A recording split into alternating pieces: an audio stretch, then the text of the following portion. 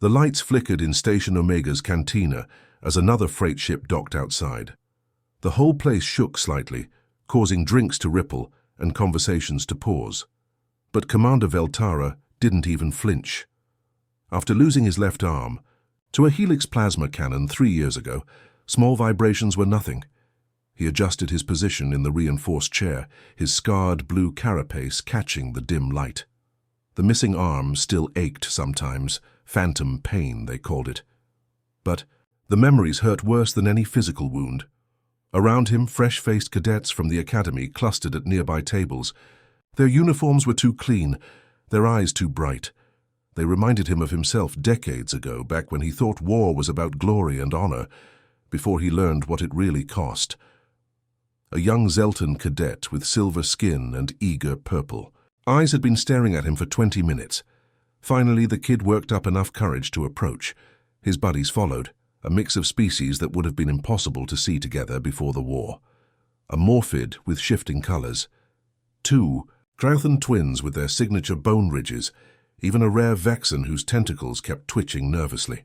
"Commander Veltara, sir?" The Zeltan's voice cracked slightly. "We heard you fought in the Helix War with the humans." Veltara took a long sip of his Altarian whiskey. The stuff burned going down, but it helped with the nightmares. "I did. Kid. 3 years, 17 major battles, more skirmishes than I can count." The cadets exchanged excited glances. War stories were rare these days. Post-veterans didn't like talking about what they'd seen out there in the dark between stars. "The humans," the morphid cadet said, his colors shifting to bright orange with curiosity. "Everyone says they're the reason we won, that they're the greatest warriors in the galaxy." Veltara almost laughed, but it came out as more of a bitter cough. "Greatest warriors? No, son, that's not what makes humans dangerous." The Crauthan twins leaned forward together, their bone ridges catching the light.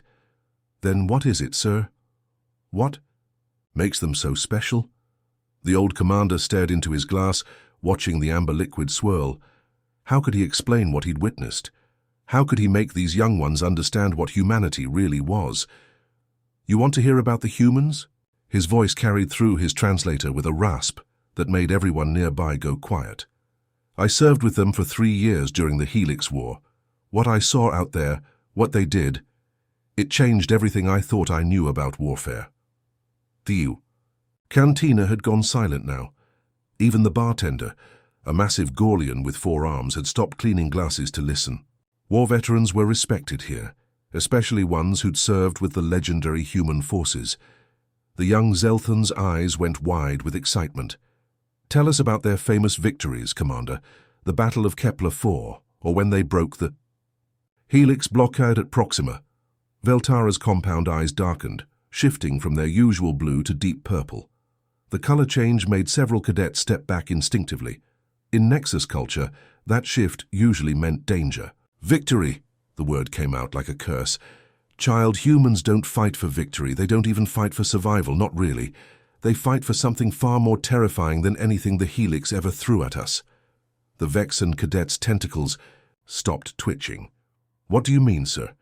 Veltara set down his glass and looked around the circle of young faces. They were so eager, so ready to hear tales of heroic battles and glorious charges. They had no idea what war really looked like when humans were involved. They fight to make sure their enemies can never, ever threaten anyone again. Not just defeat them, not just beat them back. They fight to end the threat completely and permanently. The silence stretched on. Outside, another ship was docking, its engines whining as they powered down. The cantina's lights flickered again, casting strange shadows across the walls. One of the Crauthan twins finally spoke up. "But isn't that what all soldiers do? Fight to win?" Veltara shook his head slowly. "No, son. Most species fight until the enemy retreats or surrenders, or the objectives are met. We fight by rules, even in war. Honor codes, military traditions, laws of engagement." He paused, remembering faces he'd tried to forget. Human faces. Calm and determined even in the worst moments. Humans write those same rules down in their books. They teach them in their academies. Their officers can quote them word for word. His voice dropped to barely above a whisper.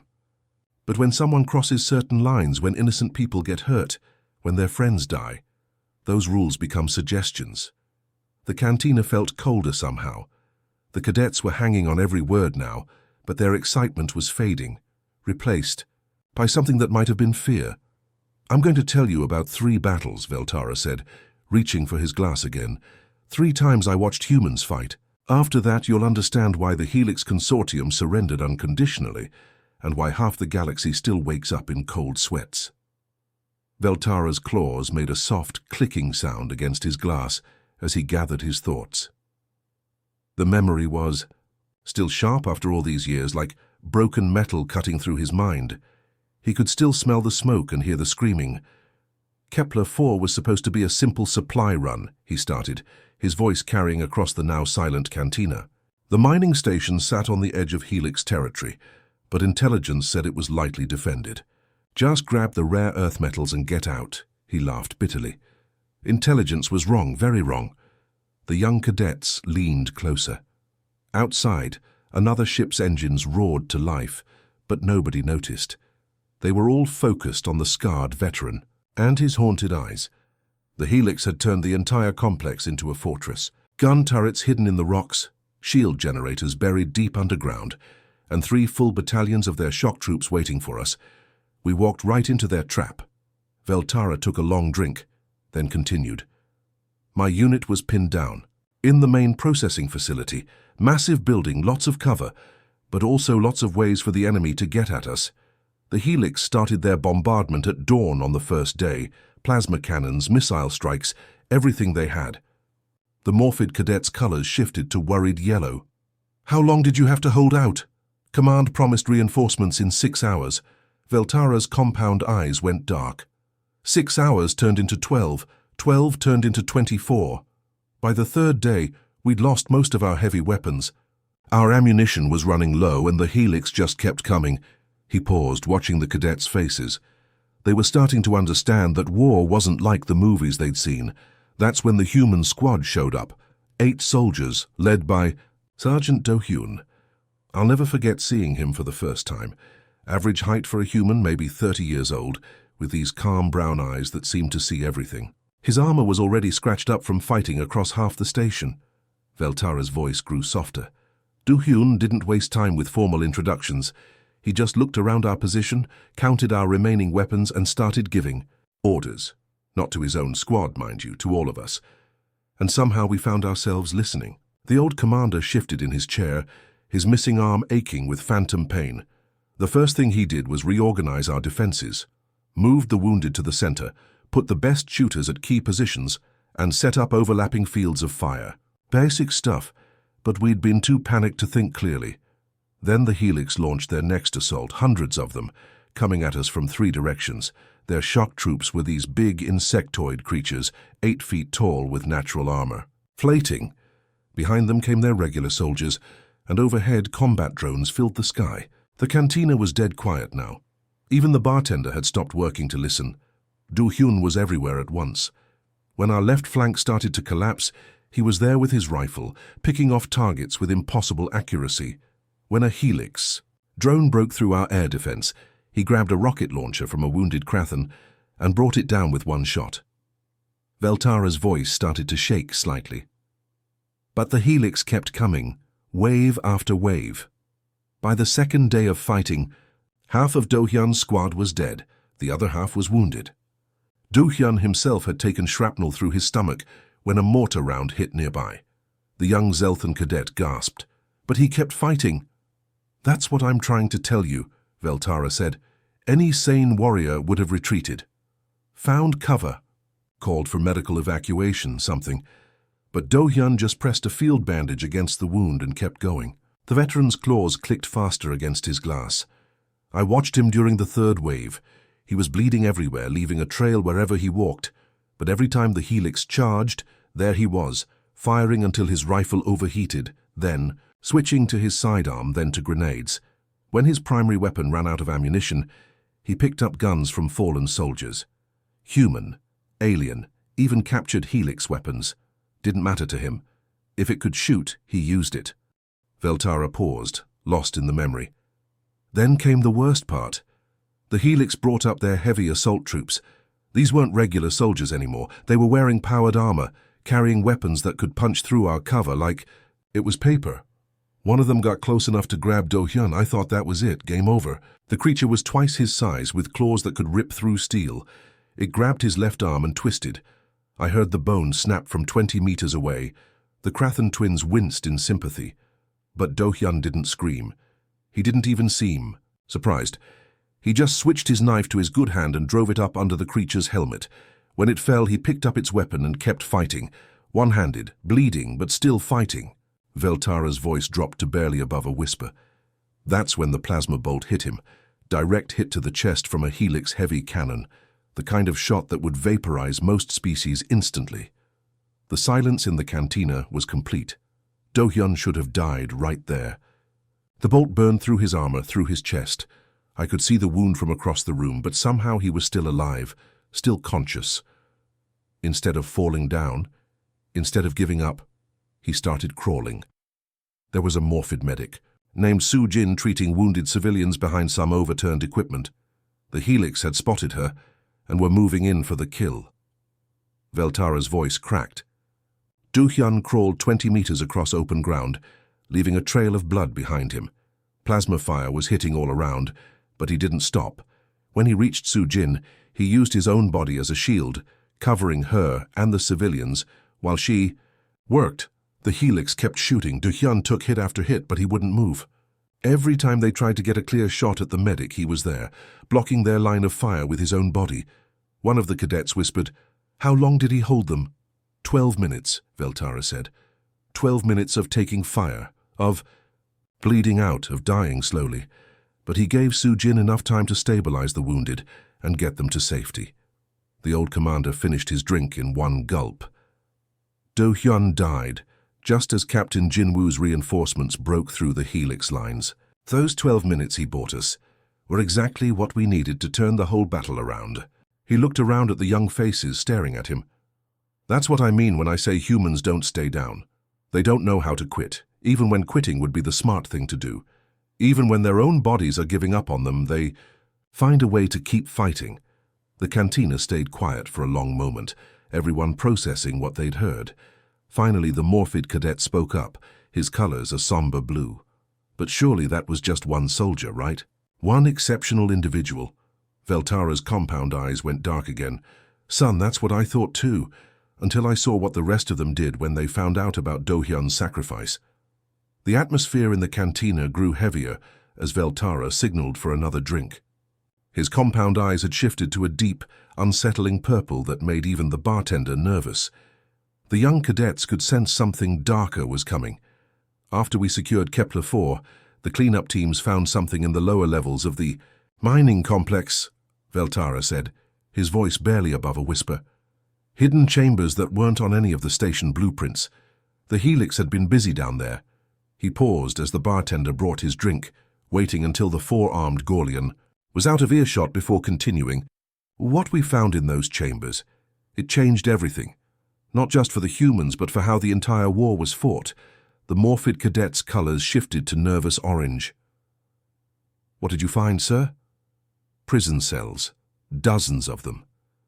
But these weren't holding areas for captured soldiers. They were laboratories. Veltara's claws scraped against the table surface. The helix had been conducting experiments on prisoners of war. Humans, mostly, but also some of our people. The silence in the cantina was absolute. Even the background hum of the station's life support systems seemed quieter. Medical experiments, Veltara continued, testing new poisons, new torture methods, new ways to break a person's mind. They were trying to understand how different species responded to pain, to fear, to hopelessness. One of the Krathen twins made a sick sound. That's against every treaty in the galaxy. The helix never cared much for treaties, Veltara said grimly. But what really got to the humans was the recordings. The helix had documented everything. Every procedure, every scream, every moment of suffering. They were proud of their work. He took a long drink, trying to wash away the memory. I was there when Colonel Yoon-hai reviewed the footage. She was the human intelligence officer, maybe 40 years old, with these sharp green eyes that missed nothing. I'd worked with her for months, and she was always professional, always calm under pressure. The old commander's voice grew distant. We all expected her to explode with rage when she saw what they'd done. Any normal person would have screamed, thrown things, demanded immediate revenge. But Yun-hai just sat there, watching hours of footage, with the same expression she used when reading supply reports. The only sign she was affected was her hands. She kept them folded on the table, but I could see her knuckles turning white. The pressure was so intense I thought she might break her own fingers. The Vexen cadet's tentacles twitched nervously. What did she do? Nothing. For 3 days, she said nothing. She filed her reports, attended briefings, gave orders to her staff, but everyone could feel something building like the air before a thunderstorm. Veltara's eyes went even darker. Then she requested a private meeting with the fleet commanders, all species, all ranks. When we gathered in the conference room, she stood up and said just 4 words: "I need operational freedom." Admiral Zhao, the human fleet commander, didn't even hesitate. He looked around the room and said, "Done whatever you need, Colonel. No questions asked." The cantina felt colder somehow. The cadets were hanging on every word, but their excitement from earlier had completely disappeared. "That's when I learned that humans don't just get angry," Veltara said. "They get systematic."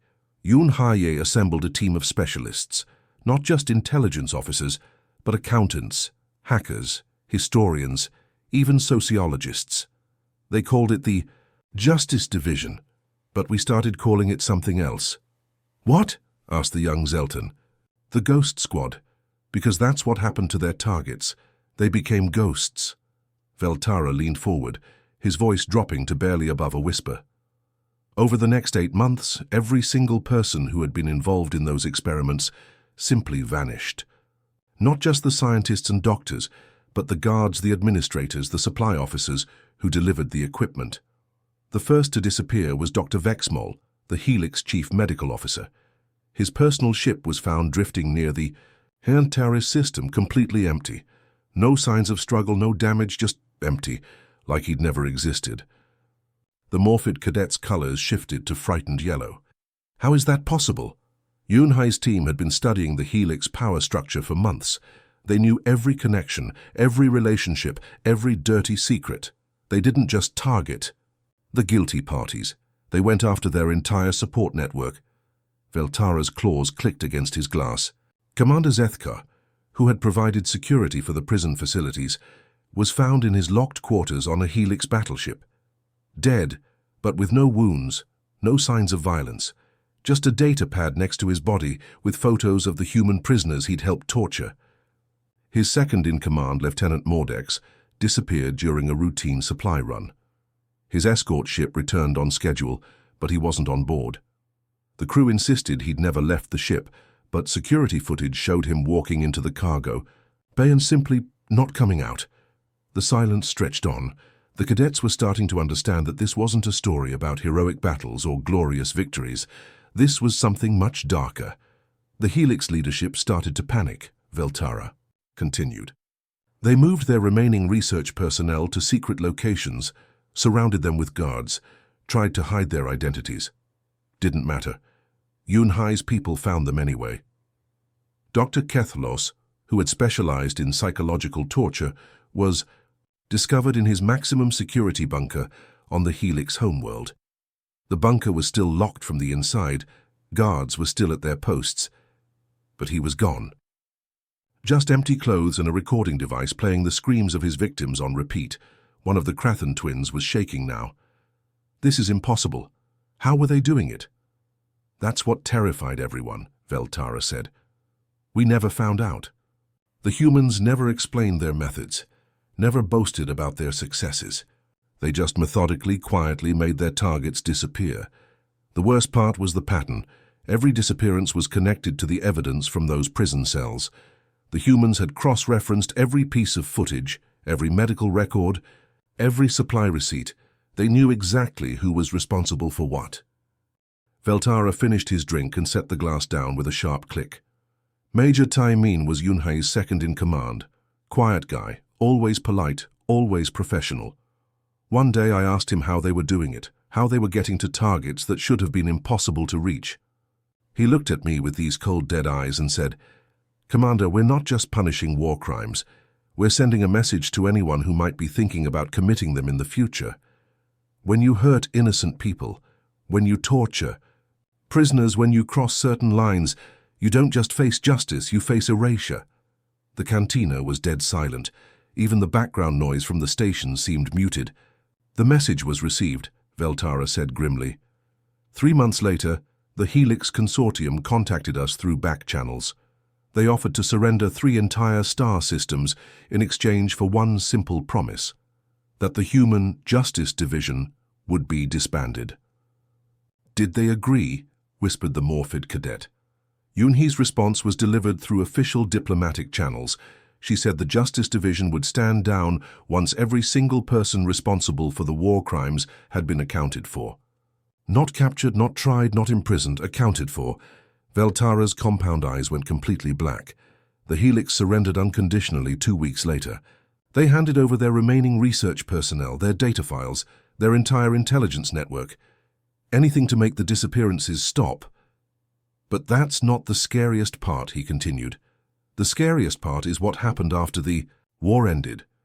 I was at the victory celebration on Nexus Prime, all the species together celebrating the end of the Helix threat. I saw Yunhei there, wearing her dress uniform, accepting medals and commendations. She looked exactly like she had before the war. Professional, calm, even friendly. But when she shook hands with the other officers, I noticed something. The cadets leaned forward. She was keeping files. Mental notes about every person she met, every conversation she had, still gathering intelligence, still building profiles, still preparing for the next time someone might cross the line." Veltara stood up slowly, his cybernetic leg whirring. "That's when I realized the truth about humans. They don't just remember their victories or their defeats. They remember everything, every kindness, every betrayal, every act of cruelty, and they never, ever forget." The young faces around him were pale with understanding. They were starting to grasp what it meant to be humanity's enemy. "The Helix thought they were fighting a war," Veltara said as he prepared to leave. "They were wrong. They were taking a test, and they failed." Veltara's entire body was shaking now, and it wasn't. From the cold, recycled air of the station, the memories of the Nexus Gate battle still haunted his dreams 3 years later. He stared at his empty glass, seeing not the cantina around him, but the endless darkness of space filled with burning ships. "The Nexus Gate was the key to everything," he began, his voice barely steady. "Control that gateway, and you control. Travel between 5 different star systems. Lose it, and the Helix could split our forces in half, pick us off system by system." The young cadets could sense this was different from his previous stories. This wasn't about individual heroism or cold revenge. This was about something that had broken the old warrior's spirit. Intelligence reports showed 600 Helix ships massing near the gate. Battleships, carriers, dreadnoughts, even their new planet-killer class vessels, the biggest fleet anyone had ever assembled. Veltara's claws scraped against the table. "Our combined forces numbered maybe 150 ships. Terrible odds, but we had to try." The Morphid cadet's colors shifted to worried purple.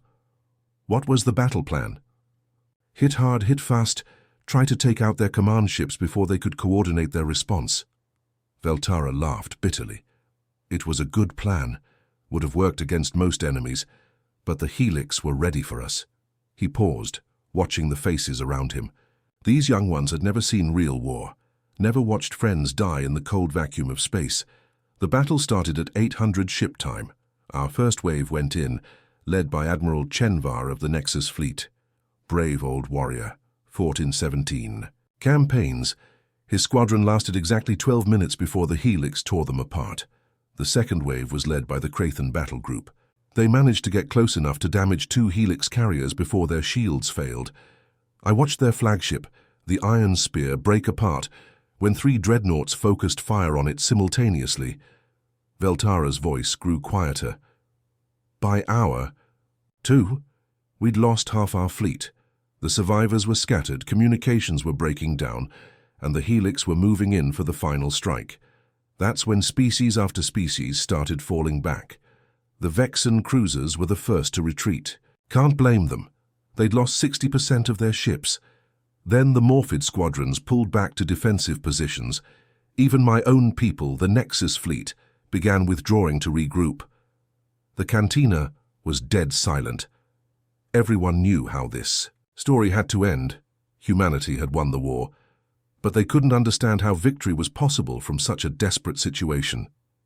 That's when I heard Admiral Minho's voice on the General Communication Channel, Veltara continued. He was commanding the human fleet from the battleship Incheon, calm as always, like he was discussing the weather instead of watching his allies retreat. All human vessels, this is Admiral Minho. We are not withdrawing. We are not retreating. We are advancing. The old commander's eyes went distant. 53 human ships against over 400 remaining Helix vessels. Complete madness. But instead of pulling back, they formed up and moved forward. That's when Lieutenant Haiwan's transmission began. She was the communications officer on Minho's flagship. Young woman, maybe 25 years old, with this clear, strong voice that somehow cut through all the battle static. Veltara's translator crackled with emotion as he remembered. She started reading names. Just names, one after another. Sergeant Do Hyun, 5th Marine Regiment, died defending Kepler-4. Private Kim Jun-seo, 12th Infantry, killed in action at Proxima Station. Dr. Sarah Chen, Medical Corps, lost with the hospital ship, Mercy. At first, I thought it was some kind of memorial service, maybe a final goodbye before they all died. But then I realized what was happening. Every name she read was followed by human ships changing course, accelerating toward the Helix lines. The Krathan twins exchanged confused glances. "We don't understand, sir. How did reading names help in battle?" "It wasn't about helping," Veltara said. "It was about remembering. Every human ship in that fleet had lost people, friends, family members, fellow soldiers, and Haiwan was reminding them exactly who they were fighting for." He took a shaky breath. She read for 6 hours straight, 6 hours while the battle raged around us. Her voice never wavered, never broke, even when explosions shook her ship, even when the bridge caught fire around her. I watched the human destroyer Soul break through the Helix defensive line.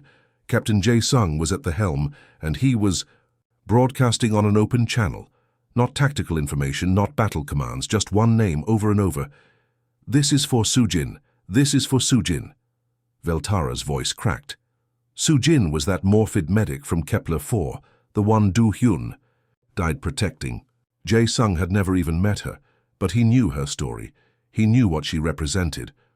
The Soul took massive damage breaking through the Helix line. Hull breaches, engine failures, life support failing. But Jae-sung kept pushing forward until he could ram his ship directly into a Helix dreadnought. The old warrior paused, overwhelmed by the memory. His last transmission wasn't a battle cry or a plea for help. He just said, "This is for Seoul," naming his home city. Then both ships exploded in a fireball visible from 3 systems away. "But that's not what broke me," Veltara continued, his voice barely audible now. "What broke me was watching the Psi pattern repeat across the entire battlefield. Human ships throwing themselves at impossible odds, each one broadcasting the name of someone they'd lost. The cruiser Busan went down fighting 5 Helix battleships at once, her captain screaming the names of his entire dead squadron. The frigate Daegu rammed a Helix carrier while playing a recording of children singing, probably from some school that had been destroyed in an early raid. The Morphid cadets' colors had shifted to deep blue, the color of mourning. How could they keep fighting like that? How could they throw their lives away? "That's what I didn't understand at first," Veltara said. "I kept waiting for them to break, to retreat, to show some basic survival instinct, but they never did. They just kept coming, kept fighting, kept dying. It took me hours to realize the truth. They weren't throwing their lives away. They were paying a debt. Every human who died in that battle believed they owed something to the people who had died before them." Veltara's compound eyes had gone completely black now. Lieutenant Haiwan was still reading names when a Helix missile punched through. The Incheon's shields. The bridge was venting atmosphere, the ship was breaking apart, but she kept reading. Her last transmission was crystal clear. Private Lee Min-jun, 3rd Reconnaissance, died at Kepler-4 defending civilians. We remember. We remember them all. The cantina was so quiet that the hum of the life support systems sounded like thunder. The young cadets were staring at Veltara with a mixture of horror and awe. The battle lasted 18 hours, he continued. By the end, the space around Nexus Gate was filled with debris from over 700 ships. The Helix had technically won. They controlled the field. They had more ships remaining. But something had changed. The Helix commanders were sending frantic messages to their home fleet, demanding immediate reinforcements, requesting permission to withdraw. They'd won the battle, but they were terrified. One of the Krathen twins found his voice. Why? If they'd won... Veltara looked up, his eyes reflecting the cantina's dim lights like dark mirrors. Because they'd watched 53 human ships inflict impossible damage, while their crews broadcast the names of the dead. Because they realized that humans don't fight for victory or survival. They fight for ghosts, for promises made to people who can't hear them anymore, for debts that can never be repaid to the dead. His voice dropped to a whisper.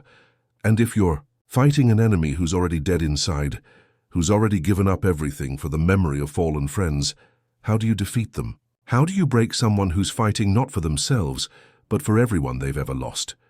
The silence stretched on until it became uncomfortable. Finally, the young Zelthan spoke up. Sir, you said the humans won the war, but it sounds like they lost that battle. Veltara's laugh was bitter and cold. Oh, they lost the battle, son, lost it completely. But 3 days later, the Helix Consortium sent a message to every government in the galaxy. They were surrendering. Unconditionally. Immediately, the cadets stared at him in confusion. "Yao Si," Veltara said, standing up slowly. The Helix had finally figured out what they were really fighting against.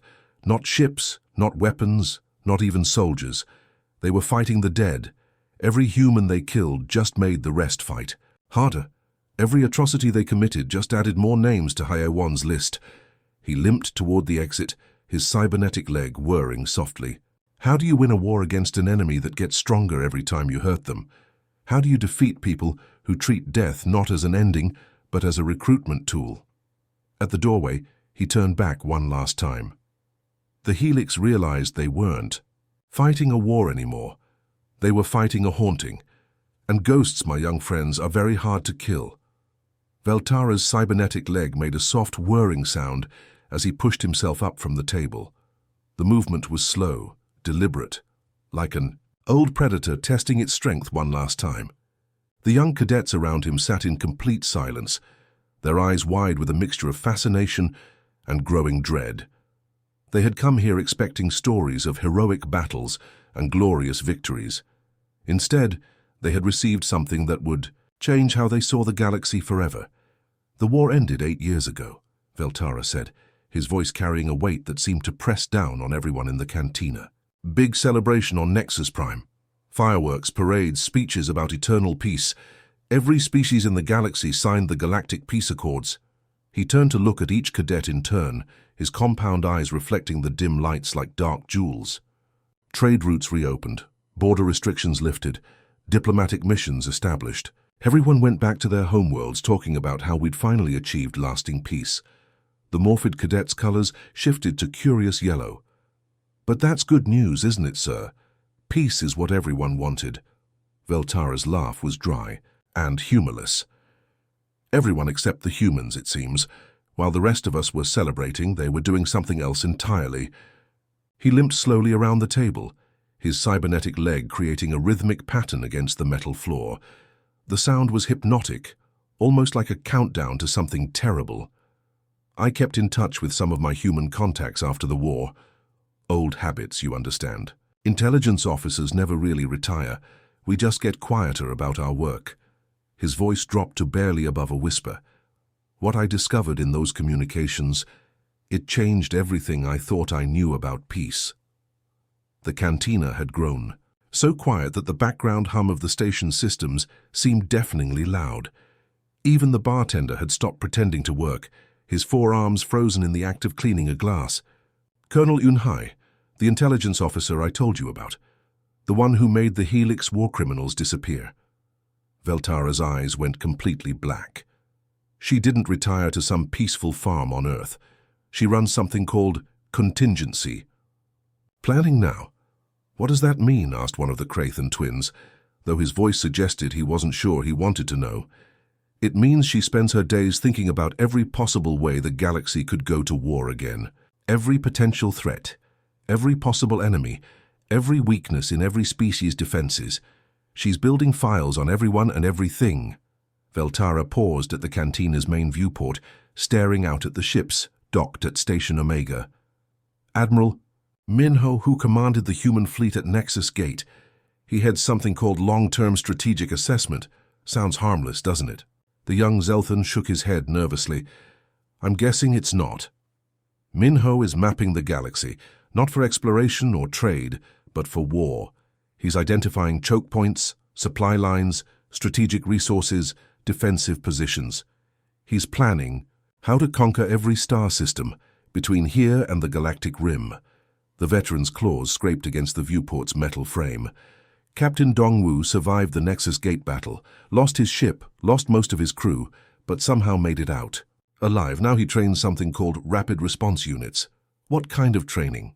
The Vexen cadet's tentacles were twitching with barely controlled fear. The kind that would give you nightmares, Veltara said softly. Dongwu is teaching human soldiers how to fight wars that haven't started yet, how to infiltrate peaceful societies, how to turn civilians into resistance fighters, how to make entire planets uninhabitable if necessary. He turned back to face the cadets, and they could see their own reflections in his dark eyes. But that's not the worst part. The worst part is what they're building. The silence stretched on until it became unbearable. Finally, the morphid cadet whispered, "What are they building?" Weapons that make the ones they used against the Helix look like children's toys. Ships that can appear anywhere in the galaxy without warning. Soldiers that are more machine than organic. Technologies that violate every treaty we've ever signed. Veltara's voice grew colder with each word. I have a contact in the Terran Defense Force. Won't tell me everything, but he drops hints. They're working on something called Project Ghost Ship. Vessels that can phase in and out of normal space, invisible to all known sensors. Another project is called Neural Command Interface. They're literally wiring human brains directly into their weapon systems. No delay between thought and action, no possibility of hesitation or mercy. The old warrior limped back toward the exit, each step echoing in the silent cantina. But the project that scares me the most is one I only heard whispers about. They call it Omega Protocol. What does it do? One of the Crathan twins managed to ask. Veltara stopped at the doorway, his back to the cadets. I don't know exactly, but the code name tells me everything I need to know. Omega, the end, the final solution. He turned around one last time, and the young alien saw something in his eyes that would haunt them for years to come. Not fear, not anger, but a deep, bone-chilling certainty. I fought beside humans for 3 years during the Helix War. I watched them when they were desperate, when they were outnumbered, when they were fighting for their very survival. I saw what they could do when they were pushed to their limits. His voice dropped to barely above a whisper. But I've never seen them fight when they were ready, never seen what they're capable of when they have time to plan, time to prepare, time to build the perfect tools for war. The humans aren't celebrating peace, he continued. They're using it. Every day of peace is another day to get stronger, smarter, more dangerous. They're turning 8 years of quiet into 8 years of preparation for a war that hasn't started. Yet, Veltara's compound eyes reflected the cantina lights one last time.